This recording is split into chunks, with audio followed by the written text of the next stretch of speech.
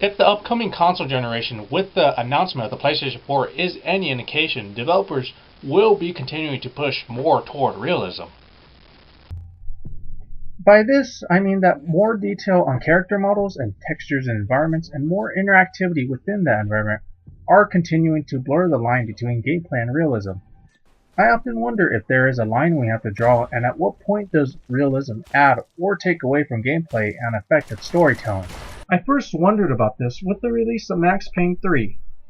Rockstar Games boasted the level of detail in the graphics and interactive environments. It also touted a gritty and raw cinematic storytelling that was supposed to engage the player, much like how a movie might engage a viewer.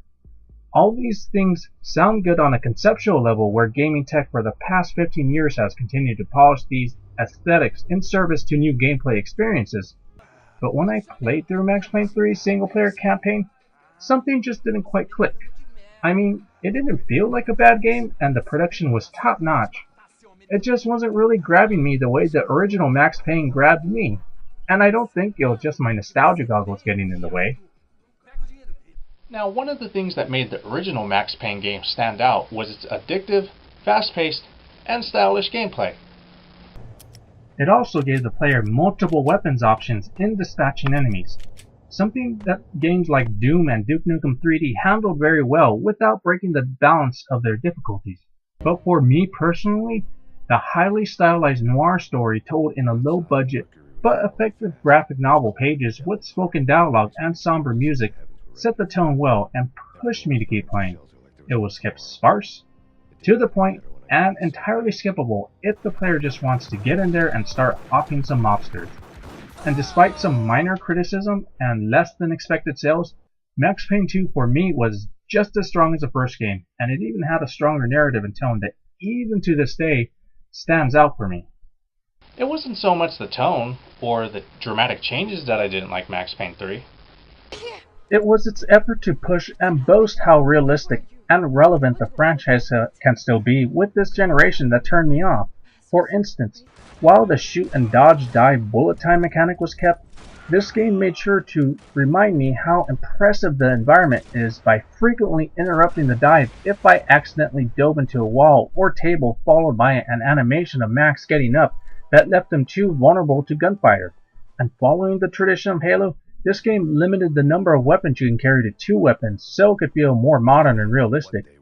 The most egregious offense of realism for me, however, was how much it wanted to showcase realistic storytelling and acting. The very wordy dialogue and overly realistic and lengthy cutscenes that were rarely skippable thanks to disguised loading times rarely added anything to the theme and tone of the story.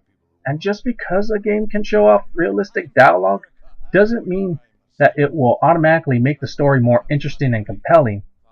I will say that this game was very ambitious, and the developers did do a fantastic job building a competent AAA shooter.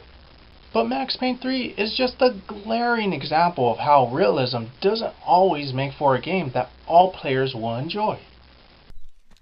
Some good examples of where realism worked well are in games like Metal Gear Solid 3 Snake Eater, where the player has to keep track of their stamina by hunting and finding food.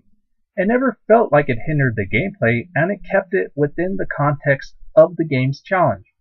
While I'll admit that the Metal Gear Solid franchise can have some lengthy cutscenes and at times convoluted storytelling, there are some incredibly strong moments in the games that can really reach the player.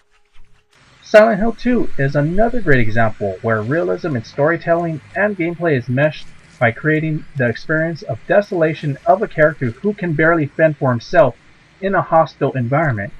And while some of the dialogue and voice acting may not have been up to par, it still stands out for me as one of the strongest stories ever told in gaming. And they are just 2 examples from the last generation alone.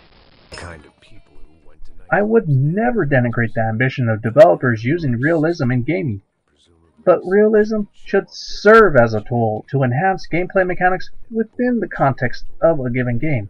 It should never just function as a showcase for innovation in storytelling and gameplay.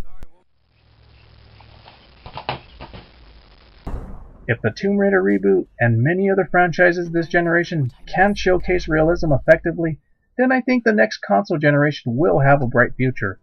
Although I can't really speak for the many other challenges the next console generation may face. Now there's a lot about realism in gaming that I didn't cover, but I hope to revisit this topic as it will become even more important in the near future. Until then, thanks for watching, take it easy, and keep gaming.